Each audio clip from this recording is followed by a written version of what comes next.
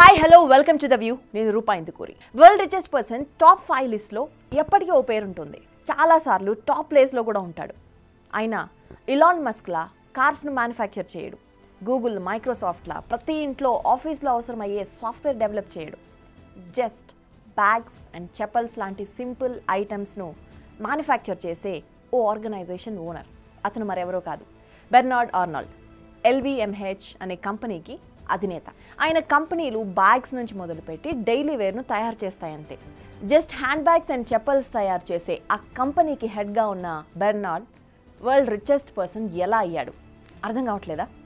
ఇప్పుడు నేను ఒక విషయం చెప్తాను, ఆ తర్వాత అంత క్లియర్ అవుతోంది. Let me explain you. Paris, the fashion capital. ప్రపంచంలోని ఫ్యాషన్ ప్రియులంతా క్యూ కట్టే ప్లేస్. ఎందుకంటే వరల్డ్ ఫేమస్ బ్రాండ్స్కు ఆరిజిన్ ఆ సిటీ.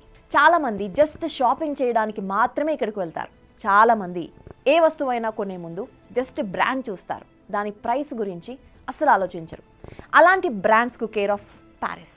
అందుకే ఈ city fashion capital. Armani, Dior, Prada, Gucci, Dolce Gabbana, Fendi, Bottega Veneta, Missoni, Diesel, Loro Piana. ఇంకా చదువుకుంటూ పోతే చాలా లిస్ట్ ఉంటుంది. టు బి ఫ్రాంక్, మనలో చాలామందికి కొన్ని బ్రాండ్స్ పేర్లు కూడా విని ఉండం. బట్ పేస్ట్రీ పీపుల్స్కి ఈ బ్రాండ్ వస్తువులు తమ దగ్గర ఉండడం ఓ స్టేటస్ సింబల్. ఈ బ్రాండ్స్కు చెందిన ఒక్కో ఐటమ్ని లక్షలు పెట్టి మరీ పర్చేస్ చేస్తారు. బెర్నార్డ్ కంపెనీ ఇలాంటి లగ్జరీ ఐటమ్స్ను మ్యానుఫ్యాక్చర్ చేస్తోంది. ఒకటి కాదు, రెండు కాదు, ఏకంగా 70కి పైగా బ్రాండ్స్ ఈ LVMH రూఫ్ కింద ఉన్నాయి. ఇప్పుడు బ్యాక్ టు ద డిస్కషన్.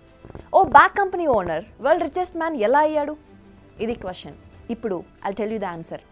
లేటెస్ట్గా ఇటలీలో అధికారులు సైలెంట్ ఇన్వెస్టిగేషన్ చేశారు. అందులో తేలింది విన్నాక ఫ్యాషన్ అండ్ బ్రాండ్ ప్రియుల మనసులు కాస్త హర్ట్ అవుతాయి. డియర్ బ్యాగ్స్ చాలామందికి తెలుసు వీటి వాల్యూ ఏంటో. ఇదో స్టేటస్ సింబల్. బట్ దీని తయారీకి అయ్యే ఖర్చు ఎంత తెలుసా? జస్ట్ $57. మన కరెన్సీలో చెప్పుకోవాలంటే అటు ఇటుగా $4,700. బట్ షాప్లో దాన్ని $2,780 సేల్ చేస్తారు. అంటే అటు ఇటుగా $2,32,000.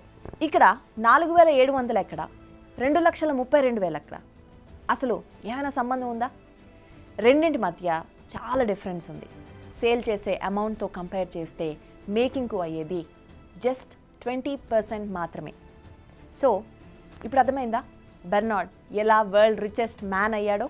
నాట్ ఓన్లీ డియోర్, మరో లగ్జరీ బ్రాండ్ అర్మానీది కూడా ఇదే స్టైల్. ఓ బ్యాగ్ను మ్యానుఫ్యాక్చర్ చేసేందుకు కాంట్రాక్టర్లకు $99 ఇస్తోంది. బట్ స్టోర్లో మాత్రం ఏకంగా $1,900, అంటే దాదాపు $1,50,000 అమ్ముతుంది. ఈ మొత్తం సినారియోలో మీకేం అర్థమవుతోంది? ఈ టాప్ లగ్జరీ బ్రాండ్స్ మనకు బ్యాగ్స్ను మాత్రమే అమ్ముతున్నాయా? నో, ఓ స్టేటస్ సింబల్ని ఇస్తున్నాయి. టు బి ఫ్రాంక్, వారి మార్కెటింగ్ టెక్నిక్స్ ట్రాప్లో చాలామంది ఇరుక్కుపోతారు. అఫ్కోర్స్ ఈ స్టేట్మెంట్ కొందరిని హర్ట్ చేయొచ్చు, బట్ ఇది ఫ్యాక్ట్. ఎందుకంటే I tell you an example. ఈ లగ్జరీ ఐటమ్స్ సాధారణ వ్యక్తులకు అమ్మరు. ఈ ఐటమ్స్ కొనాలంటే ఒక క్రైటీరియా ఉంటుంది. ఫస్ట్ ఆ బ్రాండ్తో కస్టమర్ రిలేషన్షిప్ పెంచుకోవాలి. వాళ్ళ క్రైటీరియా లిస్ట్కు మీరు మ్యాచ్ కావాలి. అప్పుడే వాళ్ళ బ్రాండ్ ఐటమ్స్ను మీకు సేల్ చేస్తారు. అప్పటి వరకు మనం వారి ఐటమ్ను పర్చేస్ చేయలేం. అఫ్కోర్స్ నాట్ ఆల్ బ్రాండ్స్, కానీ కొన్ని అల్ట్రా లగ్జరీ షోరూమ్స్లో ఈ రూల్స్ ఉంటాయి తెలుసా? అంటే ఆ బ్రాండ్ ఐటమ్ కొనకపోతే మన స్టేటస్ సింబల్ దిగజారిపోయినట్టే అనే ఈగోను నిద్రలేపుతారు. ఇంకేముంది, అలాంటి బ్రాండ్స్ తమ వద్ద ఉండాల్సిందే అని క్యూ కట్టి లక్షలు పోసి మరీ పర్చేస్ చేస్తారు. కానీ హార్డ్ రియాలిటీ ఏంటంటే ఒక్కోసారి 1000 times యాక్చువల్ ప్రైస్ కంటే ఎక్కువ ఇచ్చుకుంటారు. Not only bags, perfumes, chappal, sandals, everything. కొంతమందికి బ్రాండ్స్ అంటే పిచ్చి. అలాంటి వారంతా ఈ కంపెనీలకు రెగ్యులర్ కస్టమర్స్. డియోర్ కావచ్చు, అర్మానీ కావచ్చు. ఈ రెండు కంపెనీస్పై ఇన్వెస్టిగేషన్ చేసినప్పుడు ఇంకొక విషయం కూడా తెలిసింది. అదే శ్రమ దోపిడీ. ఫుల్లీ డెవలప్డ్ కంట్రీస్లో కూడా ఇలాంటి సిచ్యువేషన్స్ ఉన్నాయా అనిపిస్తోంది. చాలామంది వలస వచ్చిన వారితో ఈ లగ్జరీ ఐటమ్స్ను తయారు చేపిస్తున్నారు. వారికి సరైన లివింగ్ కండిషన్స్ కూడా ఇవ్వట్లేదు. ఎలాంటి సేఫ్టీ నార్మ్స్ కూడా పాటించడం లేదు.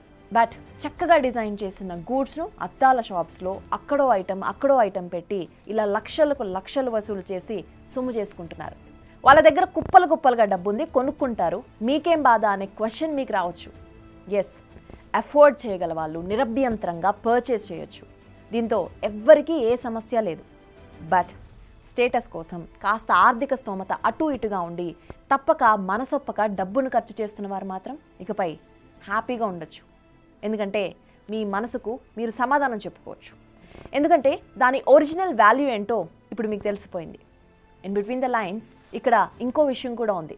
నిజానికి ఒరిజినల్ క్వాలిటీ కావాలంటే కాస్త డబ్బు ఖర్చు చేయాల్సిందే, తప్పదు. ఎందుకంటే నాసిరకానికి కాస్త క్వాలిటీకి మధ్య ఉన్న తేడా మన ఇండియన్స్కు తెలిసినంతగా ఎవ్వరికీ తెలియదు. బట్ ఇలా లక్షలు మాత్రం కొమ్మరించాల్సిన అవసరం అయితే లేదనిదే మా అభిప్రాయం. టు బి ఫ్రాంక్, చాలామంది బిలియనియర్స్ చాలా సింపుల్ లైఫ్ను లీడ్ చేస్తున్నారు. డౌన్ టు ఎర్త్ అనేలా వారి లైఫ్ స్టైల్ ఉంటుంది. కానీ కొందరు మాత్రం తగ్గేదేలే అనే స్టైల్లో దూసుకుపోతున్నారు. బాటమ్ లైన్ ఏంటంటే ఎవరి లైఫ్ వారిది, ఎవరి టేస్ట్ వారిది. దానిని మనం జడ్జ్ చేయలేం. బట్ మనం ఖర్చు చేస్తున్న వస్తువుకు నిజంగా అంత విలువ ఉందా అనే ప్రశ్నకు సమాధానం వెతకాలనుకున్నాం. రియాలిటీ ఏంటన్నది మీ ముందుకు తీసుకురావాలనుకున్నాం. That's all for now.